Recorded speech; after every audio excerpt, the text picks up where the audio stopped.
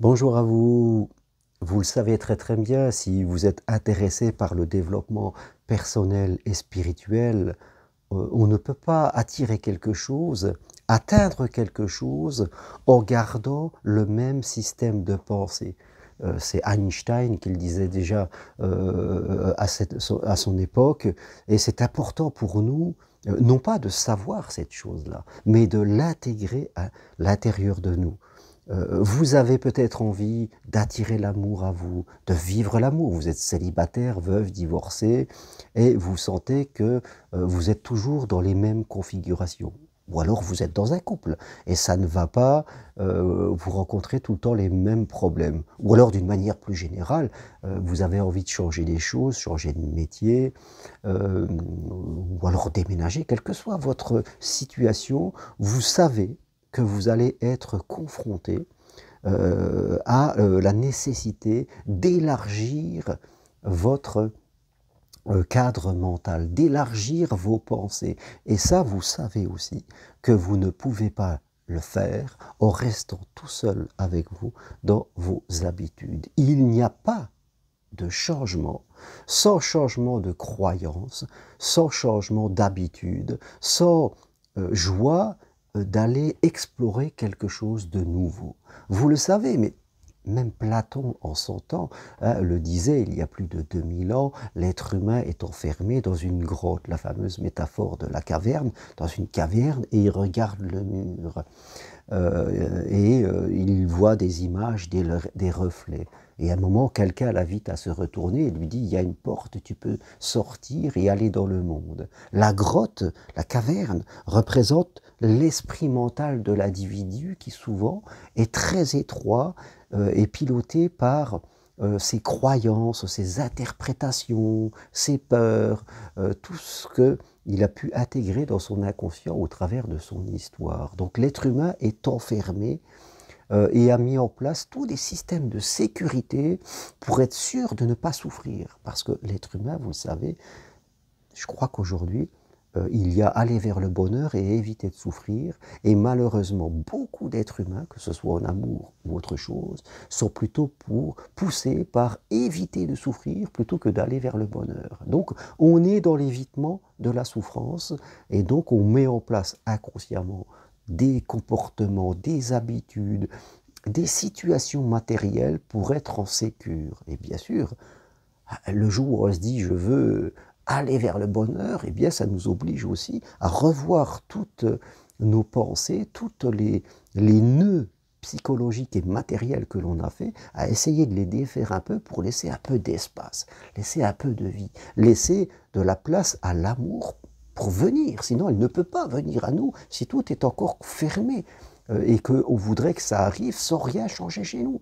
Malheureusement, c'est ça souvent que l'on rencontre, c'est que les gens peuvent comprendre des choses intellectuellement, mais ils refusent, ils ont trop peur de défaire les nœuds psychologiques et matériels qu'ils ont construits. Et c'est le chemin à faire. Ça ne se fait pas à la hache, ça se fait tranquillement, mais on s'aperçoit qu'au fur et à mesure que l'on sort de cette prison dorée qu'on a construite dans sa tête et puis à l'extérieur de sa tête, ben, on s'aperçoit que quand on sort de la caverne, eh bien, ça, c'est des possibilités. Mais aujourd'hui, c'est vrai qu'on rencontre beaucoup de gens où on va leur dire, ben, tiens, on va t'accompagner pour sortir de la caverne, et les gens disent, ah ben, je vais y réfléchir. Les gens viennent vous voir et disent, moi, je veux rencontrer l'amour, ah, c'est super, donc je veux sortir de ma propre caverne, de ma propre grotte mentale pour aller vers l'amour, et on leur dit, ben, on va faire ça, ça, ah, je vais y réfléchir parce que ça fait peur. Parce que sortir de la caverne de nos habitudes, de tout ce qu'on a mis en place pour ne pas souffrir, eh ben ça fait peur. On ne veut pas changer. On préfère rester dans le confort de son canapé, à lire des livres de développement personnel, sans très peu passer à l'action. Mais rappelez-vous, le développement personnel et spirituel, c'est 20% de théorie et 80% d'action. Alors que les gens sont plutôt dans 95% de théorie et 5% d'action. Donc il va falloir changer les choses et le faire progressivement pour et ressentir cette joie, je dirais, d'apprendre des choses nouvelles de voir le champ des possibles, parce que le monde n'est que possible, et pour aller vers l'amour, il faut changer les croyances. Hein, il faut croire qu'on est une personne aimable et qu'on va être aimé, il faut croire que c'est possible pour nous, il faut croire qu'on va l'attirer à nous, il faut représenter l'amour que l'on veut rencontrer, comme disait Gandhi. Donc il va falloir tout retravailler cette énergie, ça se fait tranquillement, patiemment, c'est de la joie de le faire aussi, c'est pas que de la peur, et on s'aperçoit que, comme si on se remettait au sport alors que ça fait des années qu'on l'a plus fait, au début c'est un peu difficile, hein, on souffre un petit peu de se remettre un peu en marche corporellement, mais on s'aperçoit que très vite on progresse, et puis que ça va de mieux en mieux, quelque part, et que, fin de compte, ça devient de plus en plus facile, et que, fin de compte, les choses, je crois que par expérience, vous voyez, les choses se passent toujours plus facilement que notre mentalisation peut l'imaginer. La réalité est souvent plus facile que l'imaginaire négatif que l'on pense. Toutes les peurs qu'on a dans notre tête quand on est dans notre grotte, eh bien, souvent ne se réalisent pas dans la vie. En tout cas pas de la façon dont on l'imaginait. La vie est souvent plus facile, la réalité est souvent plus facile. Donc, pour aller vers l'amour, pour attirer l'amour à deux, pour le vivre de manière heureuse et épanouie, pour pouvoir accéder à un nouveau métier, changer de région, quel que soit votre projet, votre désir, il va falloir pour vous ouvrir de nouvelles fenêtres dans votre cerveau, changer des croyances, regardez cela comme un chemin de nouveauté, parce que vous ne pouvez pas garder les mêmes idées, les mêmes comportements pour atteindre ce but. Vous le savez. Donc vous êtes face à ce chemin.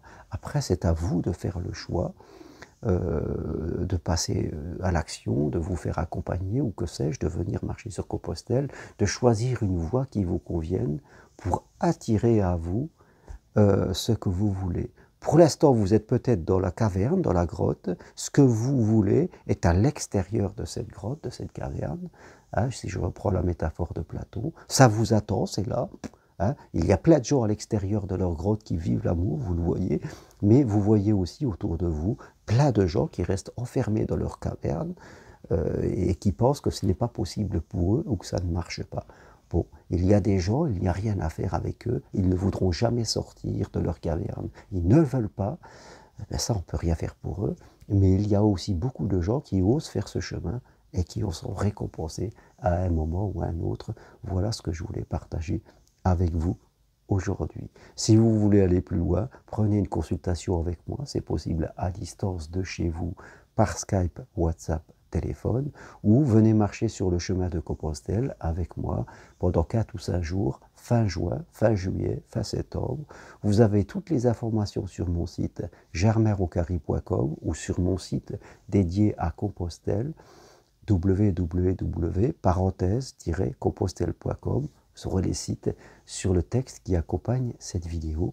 Comme je le dis toujours, soyez acteur et constructeur de la vie que vous voulez et non pas simple spectateur qui subit la vie que vous ne voulez pas. Arrêtez de subir dans votre vie. Et si vous aimez cette vidéo, appuyez sur j'aime. Merci, à bientôt, au revoir.